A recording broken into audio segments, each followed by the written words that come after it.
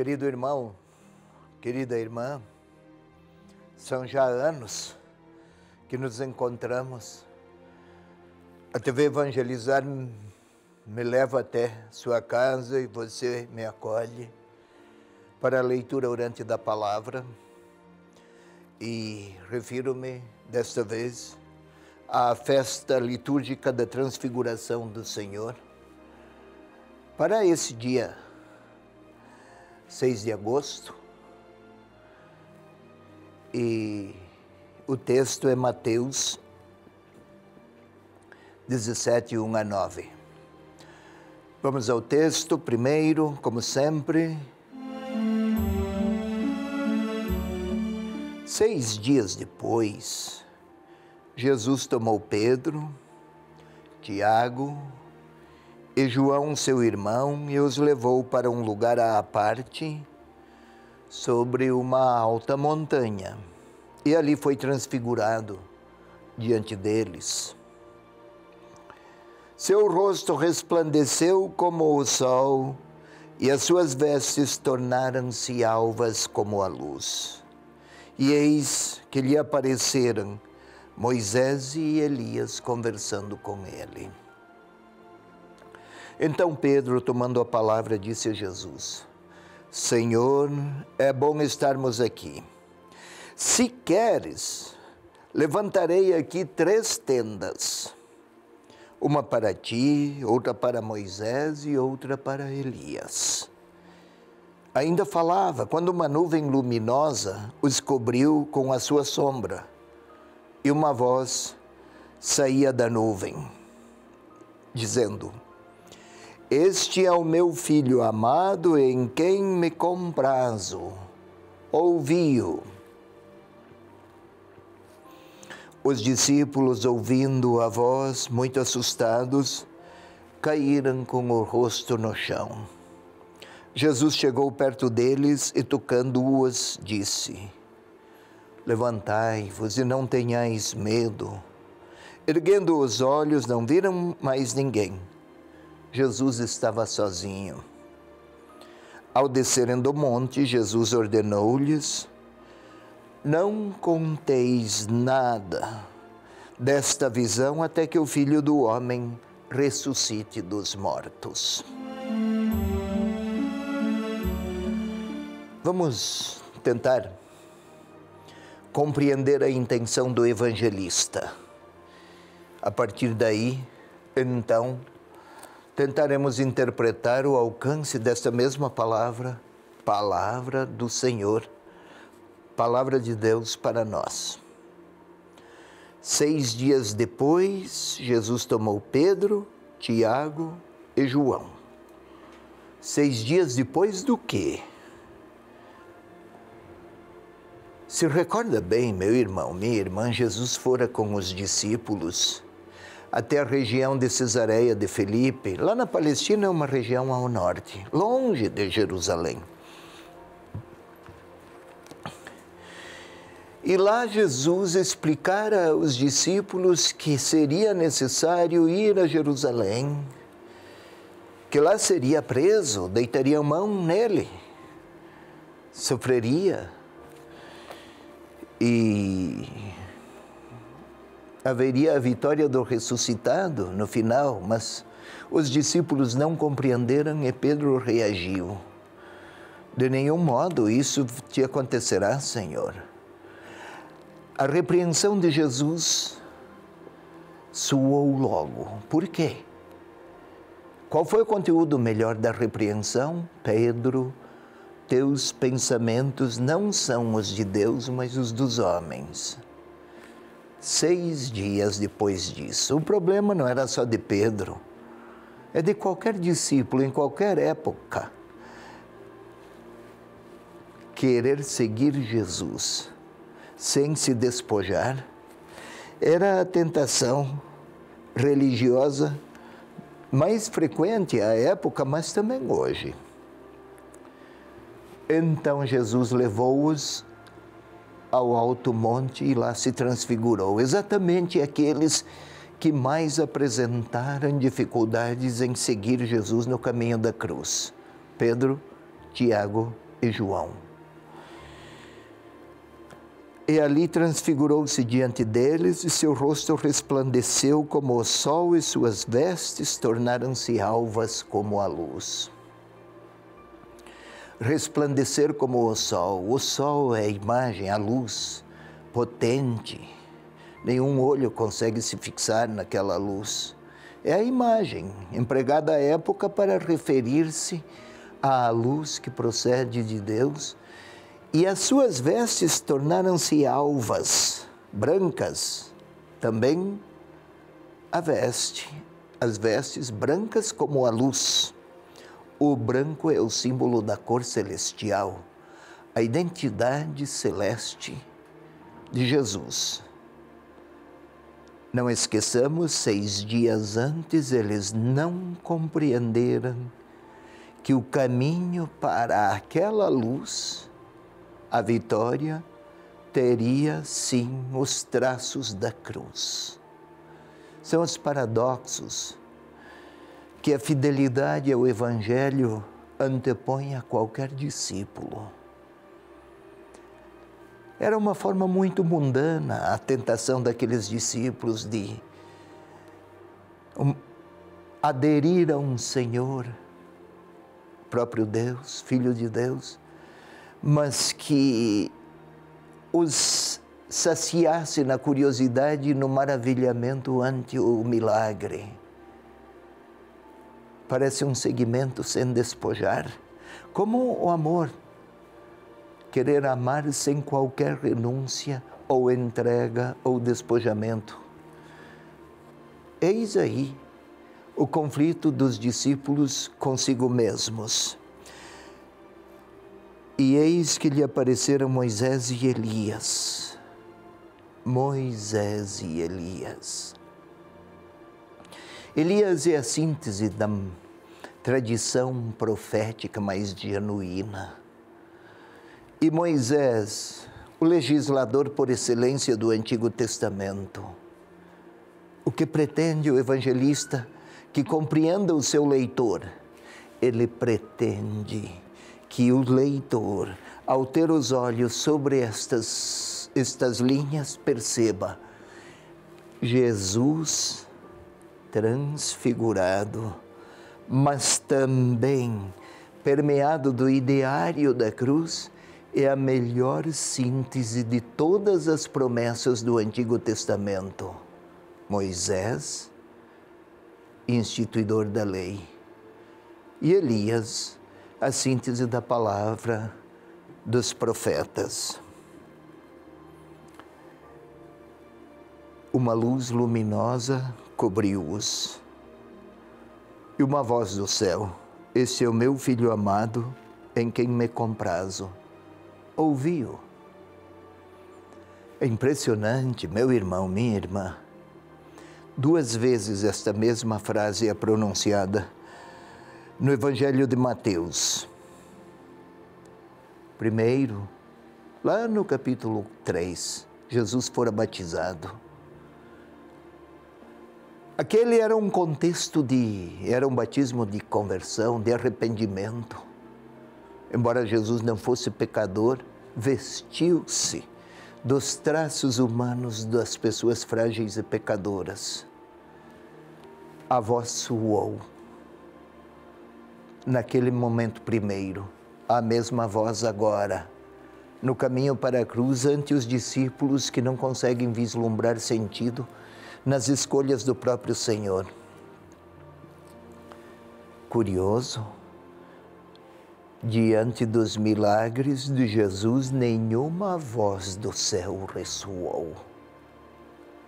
Não é só no que o autor diz explicitamente que se pode vislumbrar algo de sentido, também naquilo que ele não diz. E ele não colocou nenhuma voz vinda do céu face aos milagres do Senhor, mas aqui sim. Quando fala da cruz, ou então no momento primeiro, lá no batismo, quando Jesus aceitou identificar-se com os pecadores. O autor pretende que o leitor compreenda há uma verdade maior do que os milagres. Qual? A entrega do Senhor em obediência plena à vontade do Pai.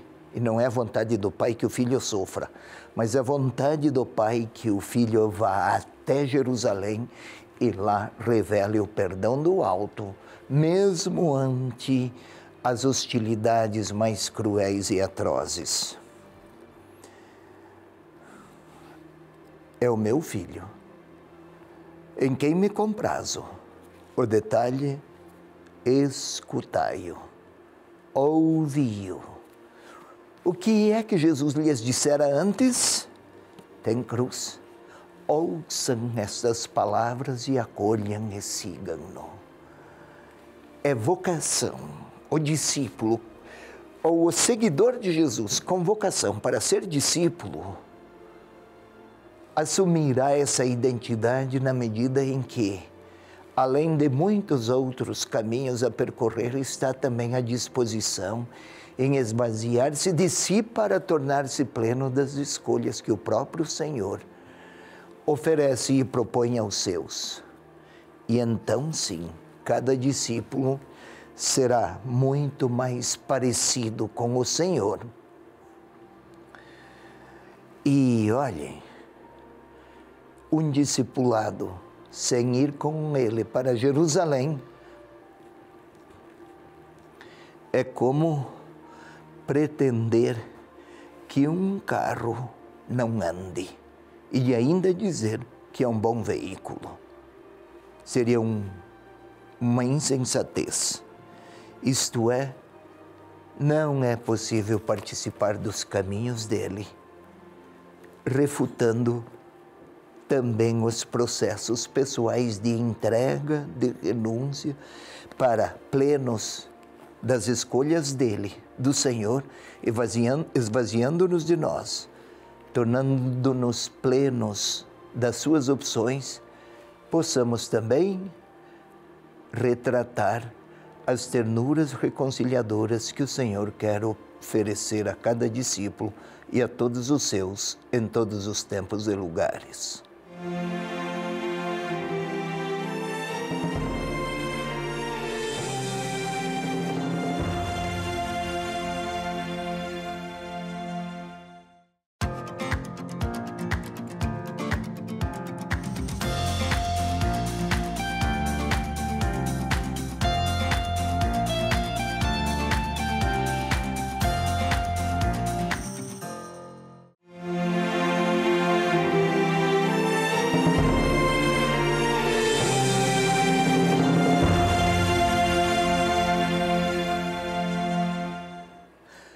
Agora é o momento orante dessa nossa leitura.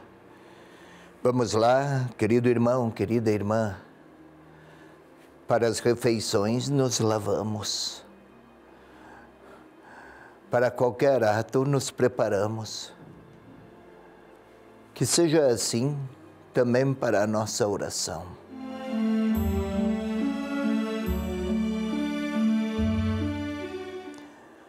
Vamos fechar os olhos por alguns instantes,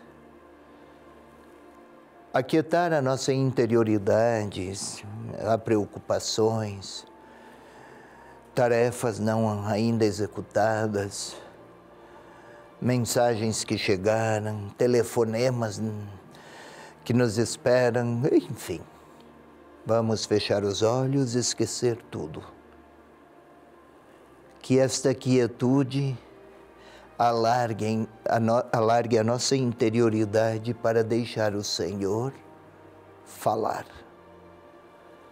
Vamos respirar com profundidade uma vez, concentrando toda a atenção no ar que penetra as nossas vias aéreas e alcança os pulmões.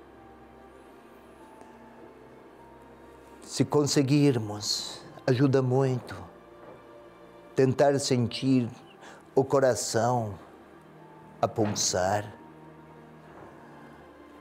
o sangue a percorrer as vias arteriais todas, alcança a inteireza do nosso corpo, vai realimentando as células. E elas vivas também mantêm viva a nossa capacidade de imaginar, de silenciar, de ouvir, de falar. Peçamos que o Espírito de Deus venha orar em nós. Vinde, Espírito Santo, enchei os corações dos nossos fiéis, acendei neles a chama do vosso amor. Enviai, Senhor, o vosso Espírito, e tudo será criado, e renovareis a face da terra. Glória ao Pai, ao Filho e ao Espírito Santo, como era no princípio, agora e sempre. Amém. O nosso texto é da Transfiguração do Senhor. Vamos imaginar 6 dias depois. Eram 6 dias depois daquele anúncio do Senhor. Iria a Jerusalém e eles eram convidados dele a um caminho, não de confronto, não de afronta, mas de testemunho de que Deus quer levar o seu perdão até lá onde mais se blasfema, lá onde mais se tiraniza com o nome dele. Os discípulos, 6 dias depois, estão pensativos. São já 6 dias que o Senhor lhes falara e não arredara. Estão a subir a montanha, aqueles 3 agora. Difícil, é uma região muito quente, muito pedregosa. A subida é difícil, é como a ida a Jerusalém, difícil. Vamos imaginá-los lá no alto, o Monte Tabor. Desde lá se vê longe, muito longe. É soberano sobre uma planície, aquele monte. Lá está o Senhor, estão eles.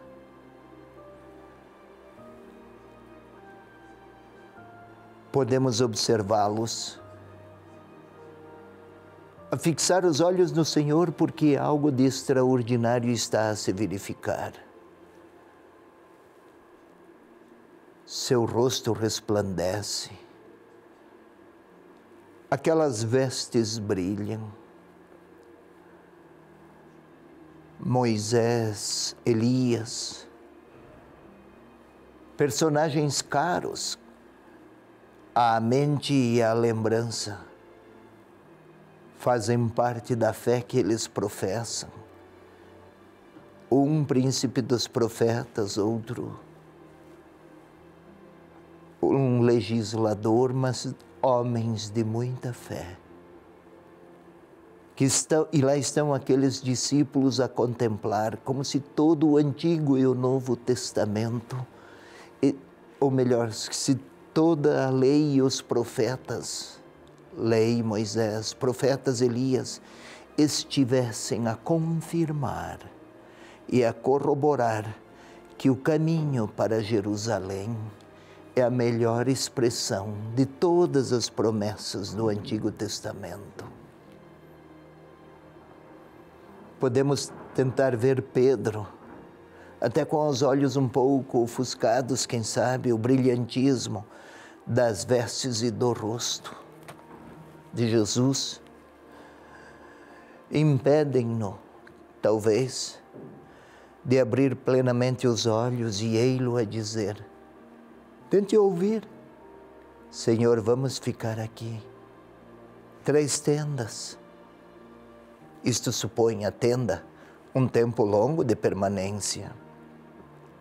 Ele recorda bem. Se descerem da montanha, o caminho é o de Jerusalém. E o que haverá lá, o Senhor lhes revelara. gostariam muito de ser discípulos sem precisar da cruz.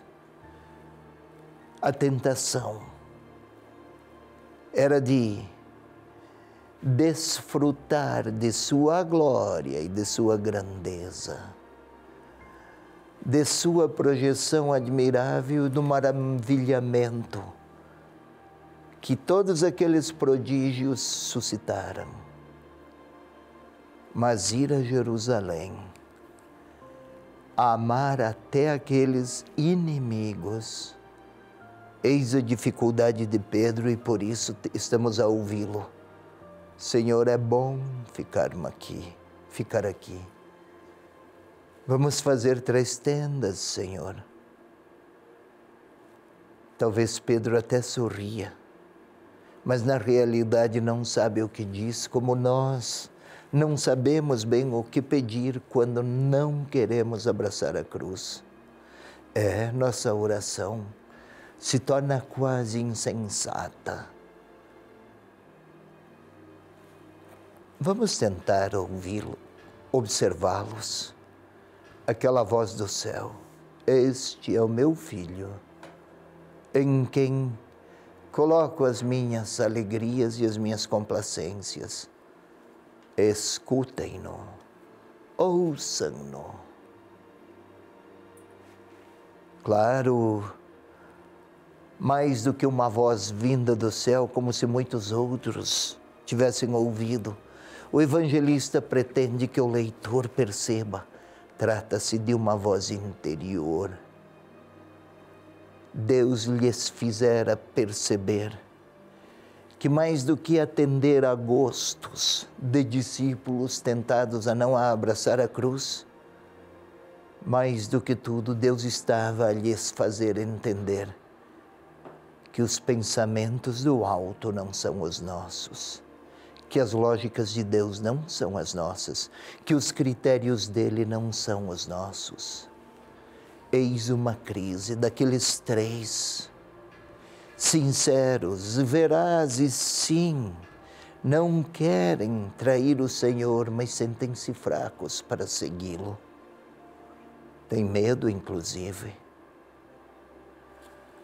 Vamos tentar observá-los, despertos que estão para a verdade do seguimento, de ter que se despojar, de se esvaziar para contemplar melhor todo aquele cenário revelador. É uma conjunção da fraqueza dos discípulos e da grandeza de Deus que se revela em Jesus Cristo. Estão caídos no chão, de rosto em terra, como diz o texto, adoram e temem. Têm medo, mas querem ser verazes. E aí o Senhor, a aproximar-se deles: não tenhais medo. Talvez eu possa pôr o meu nome lá agora. Talvez eu possa dizer ao Senhor como Pedro: como é que eu gostaria que as coisas fossem? Eu gostaria de crer, sem ter dificuldades. Eu gostaria de facilidades. Eu gostaria de sucessos. Eu gostaria muito que minha vocação não causasse a mim alguns transtornos. Eu gostaria muito que a vida familiar fosse sempre harmônica, que os filhos, com eles estivesse sempre num relacionamento muito bem integrado. Eu gostaria de uma vida serena, sem contradições. E gostaria de falar que creio, sem precisar me despojar. Eis o que ele me repete. Eu posso, ou melhor, eis o que a voz do alto, como voz interior, está a me dizer: ouça-o. Ouça o Senhor Jesus, não a si próprio. Não é preciso ouvir como uma voz celestial, mas como voz interior, sim. Ouça o Senhor Jesus. talvez eu queira falar alguma coisa a Ele. Pedir que eu seja capaz de ouvi-lo. Quem sabe seria esta a melhor prece, dado que quero segui-lo.